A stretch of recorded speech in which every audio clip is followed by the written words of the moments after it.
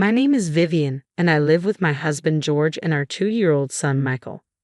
Vivian, today marks 3 years since we started dating, doesn't it? George said, breaking the silence. Yes, it does. Time flies so fast, I replied, sensing something different in his tone. What's wrong, George? You seem a bit off, I asked with concern. Vivian, there's something I want to tell you today, George began hesitantly. I want you to marry me, he continued, echoing his proposal. Over the years, we had shared countless moments together. Initially, time with George was bliss for me, wrapped in his kindness and thoughtfulness. I felt genuinely happy.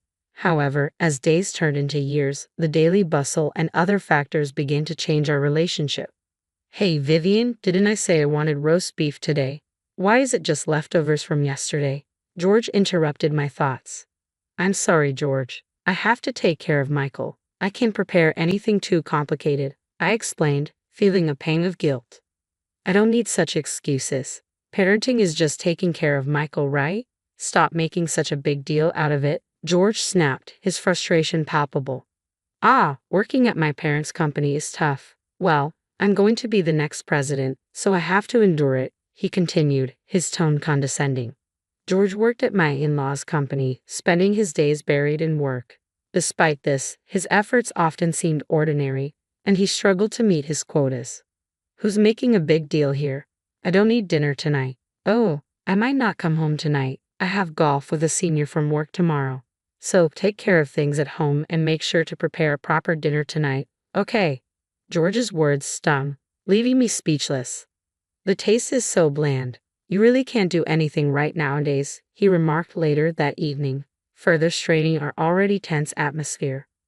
Smiles and meaningful conversations like those in our early days of marriage dwindled, replaced by George's frequent absences. Even on weekends, he prioritized outings with friends and hobbies over family time.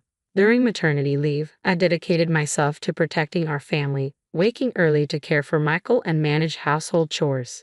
Despite my efforts, exhaustion and unspoken feelings toward George began to weigh heavily on me. Occasionally, I found solace in memories of our early marriage, the happy moments and George's infectious smile. Yet it was clear that things had changed. Mom, Michael hugged me with a smile. Michael's innocent joy brought a brief respite.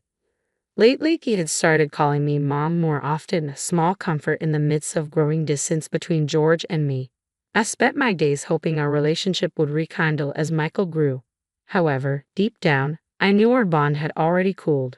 One morning, as I tidied the room before George left for work, I noticed him descending from the second floor, not in his usual suit, but in casual clothes I had never seen before.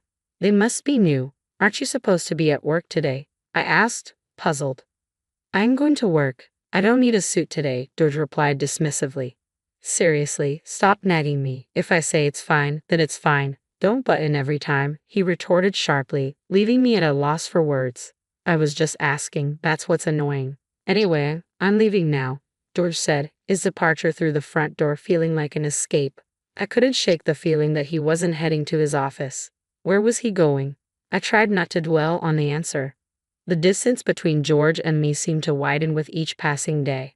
Our conversations became scarce, tinged with a cold atmosphere. The smiles and kindness from our past felt like distant memories. Now, his words were laced with criticism and sarcasm. Whether he commented on my cooking or cleaning, his sharp remarks pierced my heart. Was it all my fault? Days were spent in self-doubt, questioning why our relationship had changed so drastically. Time passed without clarity. Despite my efforts in managing the household and caring for Michael, it never seemed enough for George. The decrease in conversation and his cold demeanor hurt deeply. His once kind and considerate words had been replaced by constant critique. Something inside me broke. My love for George faded and memories of happier times became distant. A sense of indifference replaced the emptiness in my heart. What was the point of everything I had done so far? Mom, look, I made this. Michael's voice interrupted my thoughts. Oh wow, that's amazing. Did you draw this? I asked, genuinely impressed. Yeah, this one's a dog, and this is a cat, Michael explained proudly.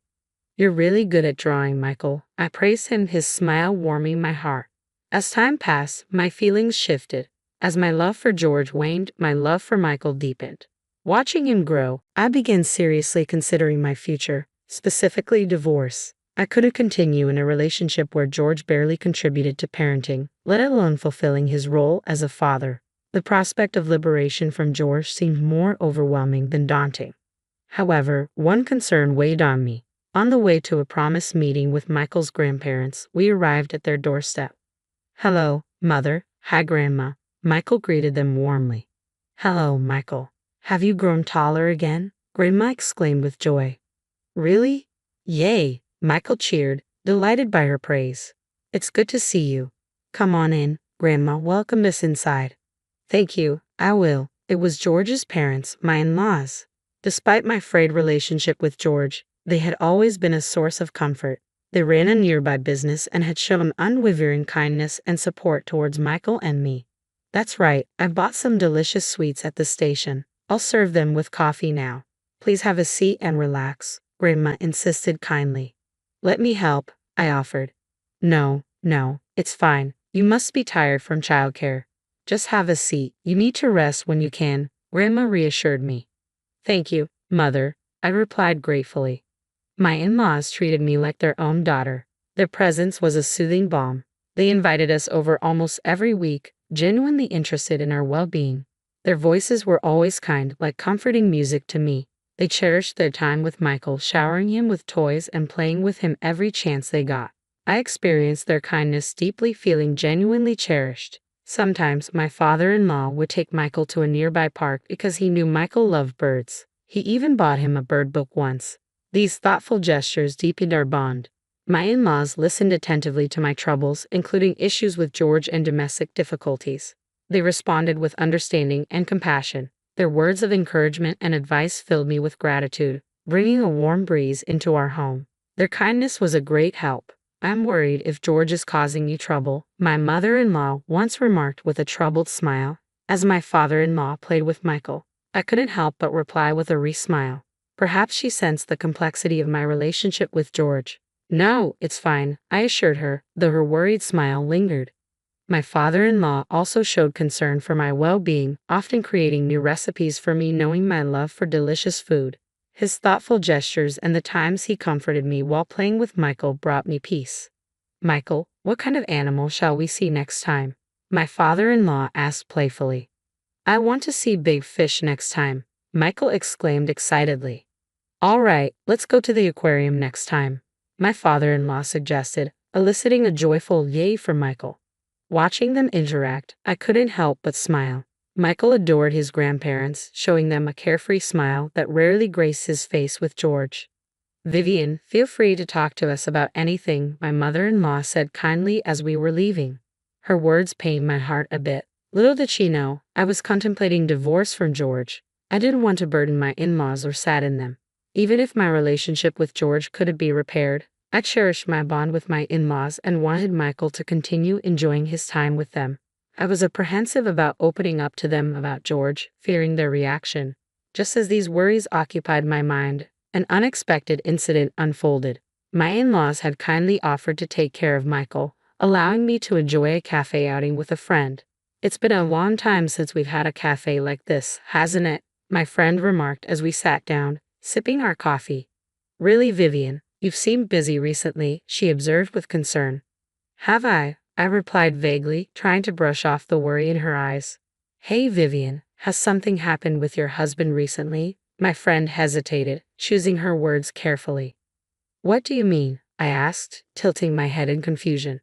"Well, actually, I saw something the other day. I saw your husband walking with a woman. I don't know." My friend's voice trailed off, her expression troubled. For a moment, my mind went blank. Deep down, though, a part of me wasn't surprised. Reflecting on George's recent behavior, there had been signs I had chosen to ignore. My friend held my hand silently, her eyes conveying understanding. "Vivian, I think you should talk to George," she finally said gently. "Yeah, maybe. I haven't been myself lately," I admitted quietly, feeling the weight of her concern. "That's why I invited you to a cafe today," she explained softly. "Is that so? Sorry for worrying you," I apologized. "Don't apologize, Vivian. Whatever decision you make about George, I'm on your side," she assured me warmly.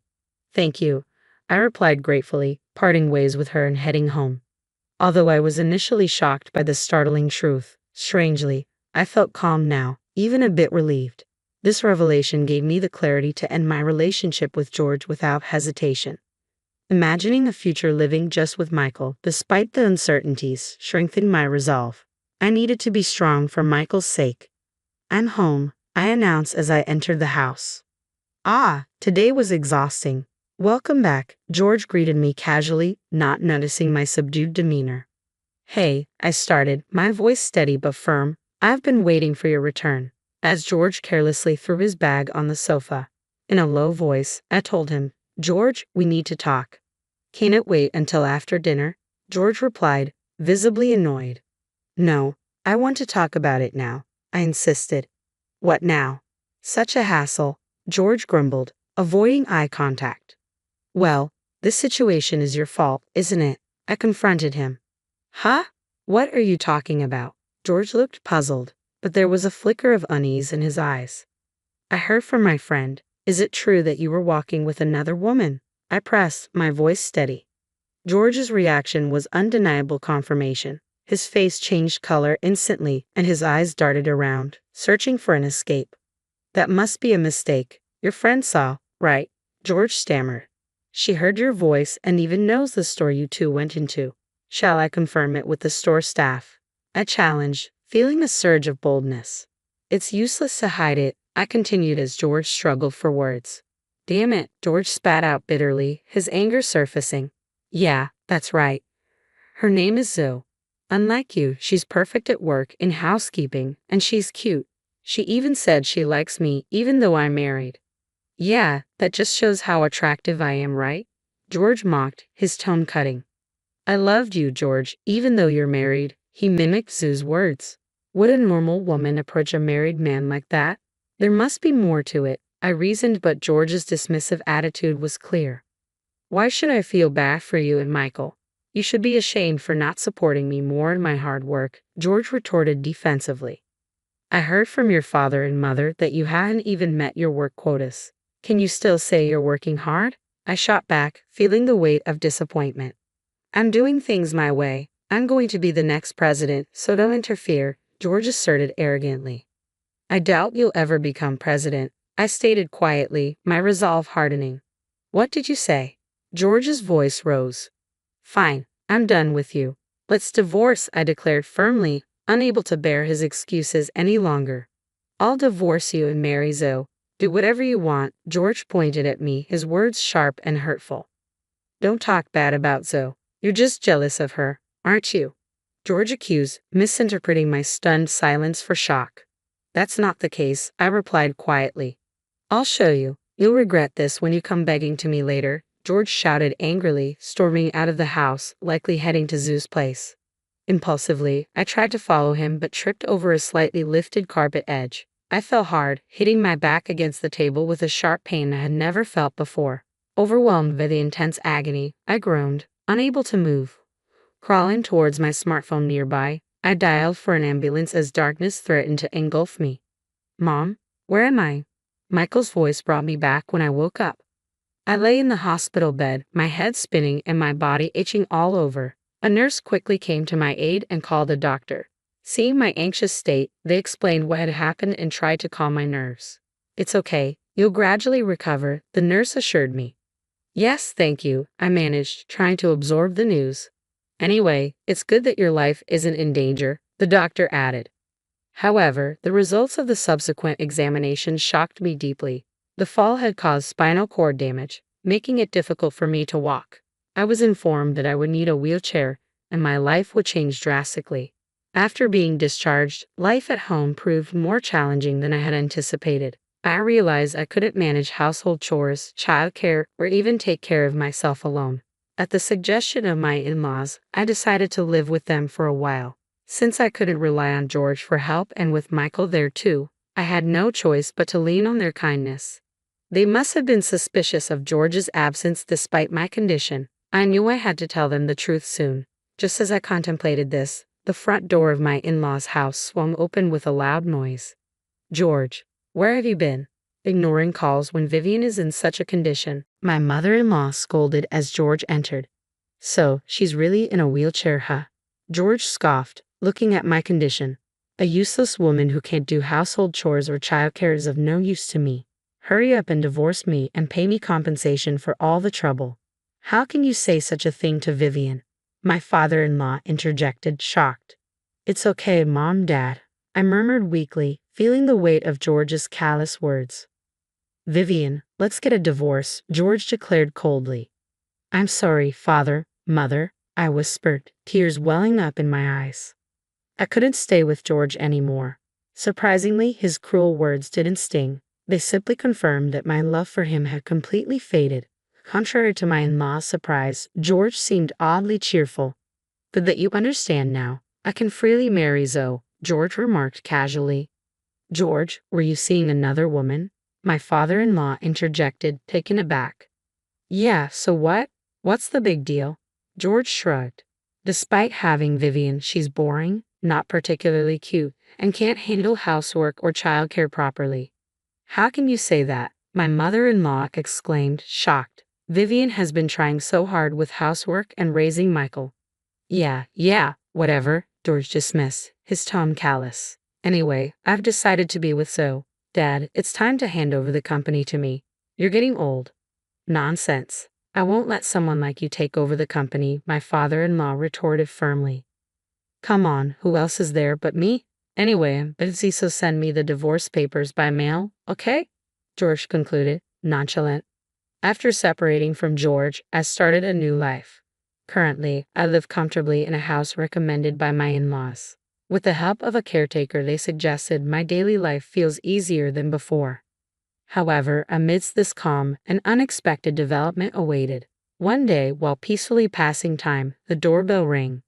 Glancing at the monitor, I saw George standing outside, his face a mix of confusion and desperation. Hey, Vivian, what the hell is going on? George blurted out. George, what's up? I replied calmly, masking my surprise.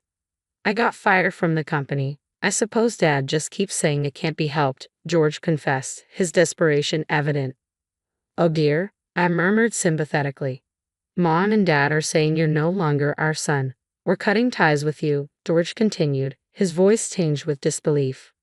That's tough, I responded quietly, trying to process his sudden vulnerability. I didn't know about the stocks. I had no idea you owned 90% of my parents' company's stocks. Why didn't you tell me? George pleaded. Because you never asked, I replied evenly. You're supposed to disclose that kind of thing, even if I don't ask.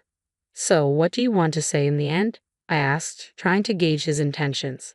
You know what I want. I want you to cancel my dismissal. You're the one who fired me, right? If you own that much of the company, you can undo my firing, George implored desperately.